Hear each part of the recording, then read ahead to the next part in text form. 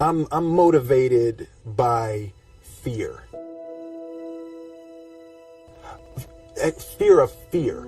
I hate being scared to do something. It's very simple. This is what I believe, and I'm willing to die for it. Yeah. Period. You can't be scared to die for the truth. The truth is the only thing that's ever going to be constant. And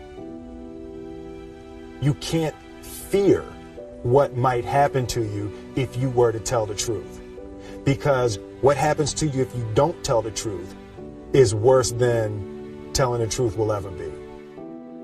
The first step before anybody else in the world believes it is you have to believe it.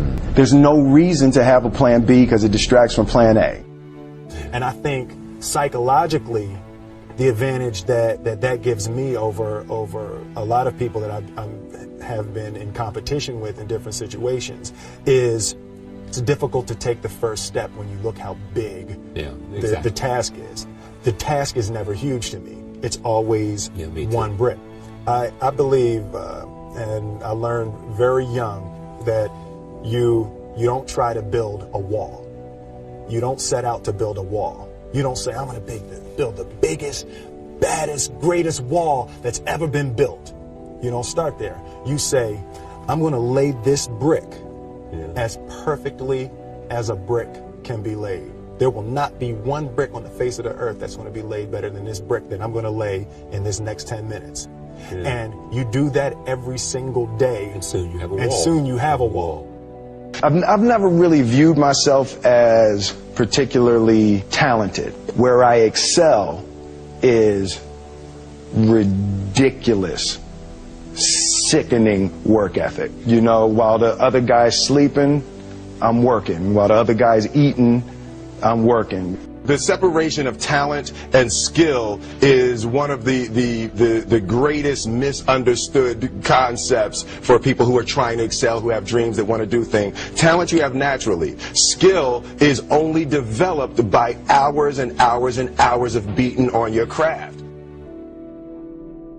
I always knew that I could work hard enough. There wasn't an issue with discipline, or there wasn't an issue with the ability to sacrifice or the willingness to sacrifice. There's no easy way around it. No matter how talented you are, your talent is going to fail you if you're not skilled. Mm-hmm. You know, if you don't study, if you don't work really hard and dedicate yourself to being better every single day. Mm-hmm. This one year, my father had his shop, and he decided for whatever reason that he wanted a new wall on the front of his shop. So he tore down probably about 16 feet high and probably about 30 feet long. He just completely tore the wall down, and my brother and I had to dig a 6-foot hole.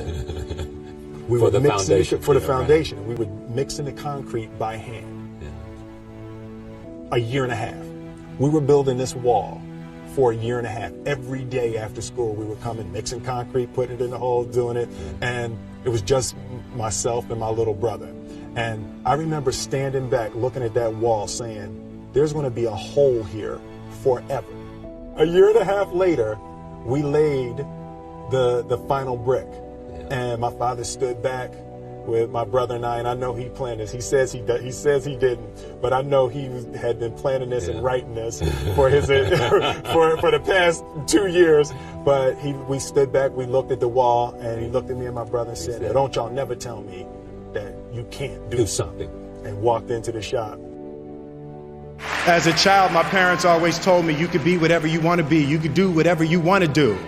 And you know, that office, that position, the highest office on the face of the earth, it was something I heard my parents saying it, but I didn't totally believe it. Yet I went out in the world and I carried myself and I held my head high and I stood there and I looked people in their eyes and I talked to people as if I was deserving of everything that this planet has to offer. I really want to say to children out there and to people who are watching, Confucius said one time, "He who says he can and he who says he can't are both usually right.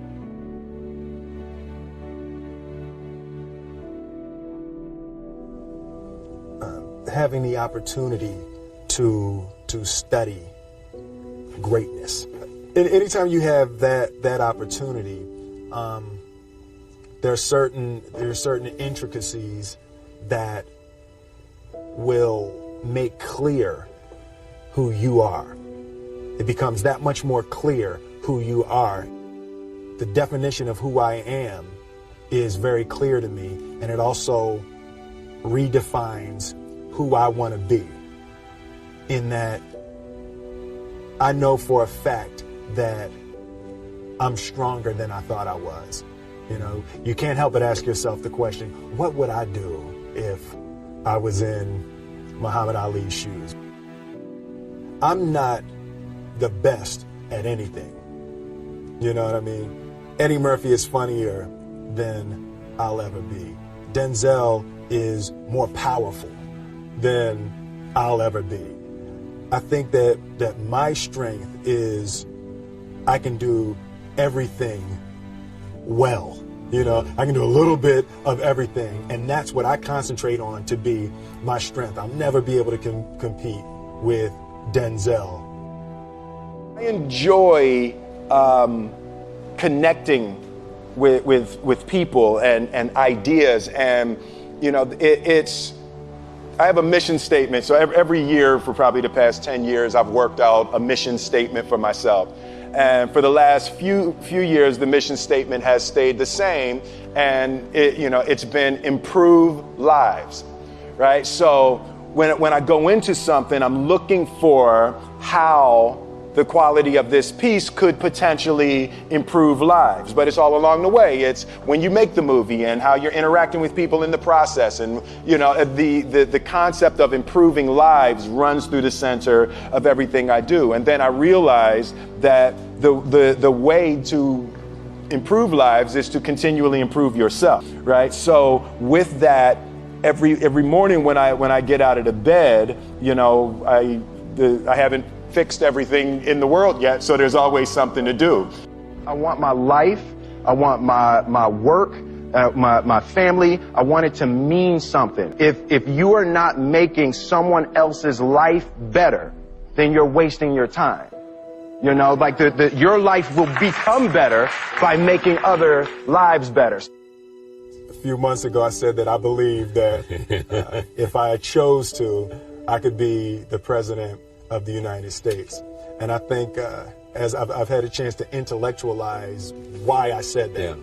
And I think that there's a certain delusional quality that all successful people have to have. You have to believe that something different than what has happened for the last 50 million years of history. You have to believe that something different can happen. The one thing that I truly tried to communicate in the interpretation of Ali is the complex simplicity of greatness. And how greatness is not this wonderful, esoteric, elusive, God-like feature that only the special among us will ever taste. You know, it's something that truly exists in all of us. Loss is bound to joy. Like pain and suffering are bound to joy. The being able to survive something is actually a big part of being able to find that next wave of joy. You appreciate smaller things. I hated being scared, that I didn't want to even take the meeting. I just hated that being scared to do something. And I think what developed in my early days was the attitude that I started attacking things that I was scared of.